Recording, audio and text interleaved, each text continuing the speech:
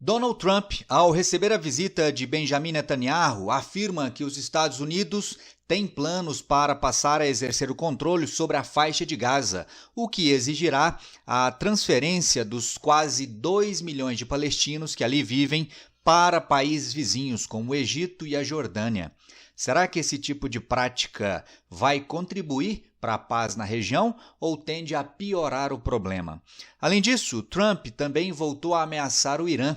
Caso o país liderado pelos ayatolás coloque em prática plano para assassiná-lo, os Estados Unidos irão simplesmente aniquilar o país persa.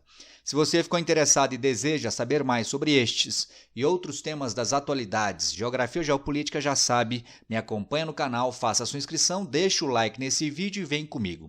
Minha gente, então vamos, hoje é quarta-feira, dia 5 de fevereiro. Ontem, dia 4/2, o Benjamin Netanyahu, primeiro-ministro de Israel, foi até Washington encontrar com Donald Trump. Essa é a primeira visita de um chefe de Estado a Donald Trump nesse novo mandato. E aí, o assunto não poderia ser outro a não ser a questão que envolve os israelenses e também o povo palestino ali na região de Israel, ali na região da faixa de Gaza. E aí, relacionado a esse tema, em dado momento, Donald Trump disse isso aí, dá uma olhada. Estados Unidos vão assumir controle da faixa de Gaza, afirma Trump ao lado de Netanyahu. O presidente americano diz que palestinos não têm outra opção a não ser desocupar território em que vivem há décadas. Aqui eu até corrigiria, viu, essa manchete, território em que os palestinos vivem há séculos e não décadas como está ali. Olha só o que o Trump disse, entre outras coisas, né? Abre aspas aí para ele, Assumiremos o controle, será nossa, ou seja, a terra, a faixa de Gaza será nossa, aqui no caso dos Estados Unidos, disse Trump em entrevista ao lado de Netanyahu. Segundo Trump, muitas pessoas gostam da ideia de que os Estados Unidos ocupem aquele pedaço de terra e criem empregos. Muitas pessoas quem, né? É importante deixar claro. Certamente essas muitas pessoas não englobam os árabes mundo afora. Mas prosseguindo, então muitas pessoas gostam da ideia de que os Estados Unidos ocupem aquele pedaço de terra e criem empregos em Gaza, que se tornaria, nas palavras do Trump, a Riviera do Oriente Médio. Aqui ele faz uma referência àquela região extremamente luxuosa no sul da França, que engloba Saint-Tropez, Monte Carlo, Cannes. Então aqui aparentemente o Trump quer levar um grande empreendimento imobiliário para a faixa de Gaza, certamente construir por lá resorts, campos de golfe, mas ele precisa antes combinar isso com o povo palestino. Será que os palestinos concordam com essa iniciativa? Será que os palestinos abrirão mão de uma terra que, assim como os judeus, os palestinos também consideram como sendo sua, como sendo sagrada?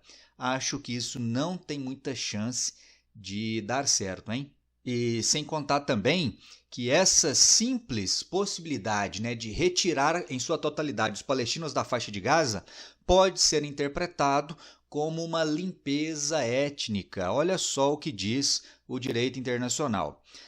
Para o direito internacional, a expulsão de grupos étnicos, religiosos ou culturais caracteriza crime de limpeza étnica, que ocorre principalmente durante anexações territoriais por via da força, que é o que aparentemente Donald Trump propõe fazer com a região da faixa de Gaza. Lembrando que na faixa de Gaza vivem aproximadamente 2 milhões de palestinos e que não seria uma tarefa simples retirar toda essa população dali.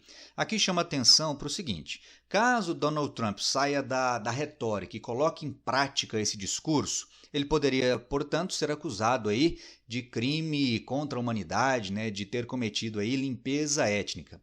Acredito que o Trump não esteja muito preocupado com esse tipo de acusação, até porque ele já foi acusado e condenado por crimes dentro dos Estados Unidos e ainda assim se tornou presidente. Então, não é uma ameaça vinda de um tribunal internacional que vai colocar medo nele ou que vai impedi-lo de fazer alguma coisa. O fato é que esse tipo de declaração ele em nada contribui para a pacificação daquela região. O melhor, certamente, seria o líder dos Estados Unidos voltar a discutir a criação de 2 estados naquela região. O estado para os judeus, para os israelenses, e o estado para os palestinos. Não há nenhuma outra opção que seja capaz minimamente de estabilizar aquela região, a não ser a da criação de dois estados. Pelo menos é isso o que eu acredito. Lógico que os dois estados não vai resolver 100% o problema daquela região, porque envolve religião, né? Envolve crenças, algo que vai muito além da razão.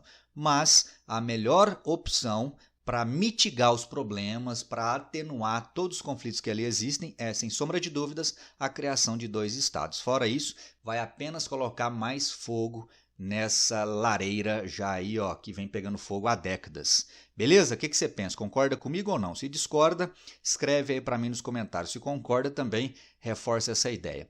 É lógico que houve uma reação internacional, vários países, vários líderes mundo afora se manifestaram, incluindo o líder máximo da Arábia Saudita, que é um país islâmico, mas ainda sendo islâmico é grande aliado ocidental, grande aliado dos Estados Unidos.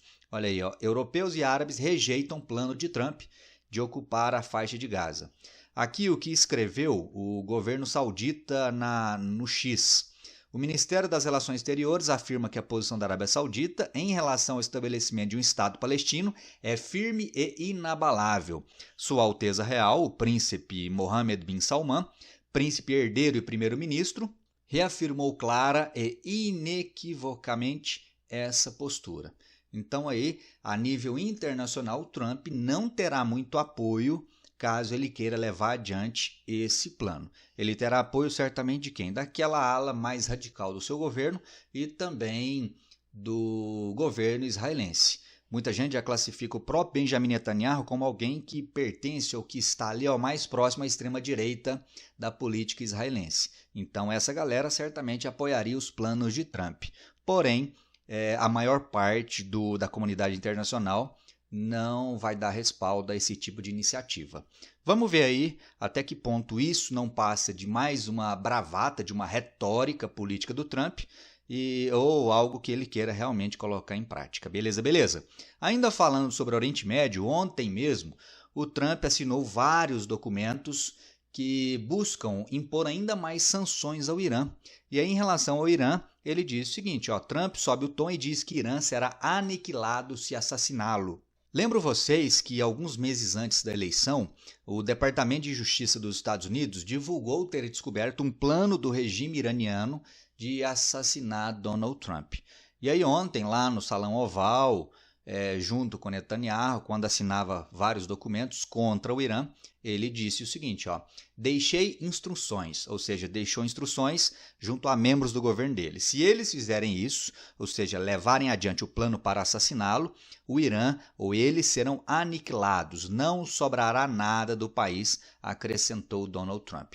O memorando presidencial assinado por Trump na terça-feira, ontem, portanto, restabelece política dura contra o Irã, com o objetivo de impedir que o país desenvolva a arma nuclear e também com o objetivo de limitar suas exportações de petróleo. Ou seja, gente, isso aqui apenas reforça aquilo que os Estados Unidos já vem fazendo há pelo menos 20 anos, que é estabelecer duras sanções contra o Irã, impedindo que o Irã desenvolva arma nuclear, impedindo que o Irã tenha algum progresso econômico. Afinal de contas, o Irã é o grande inimigo estadunidense lá no Oriente Médio. A grande questão é que essas sanções não têm tido grande efeito, até porque o Irã, quando sofre sanções ocidentais, ele acaba encontrando outros parceiros comerciais, principalmente a China.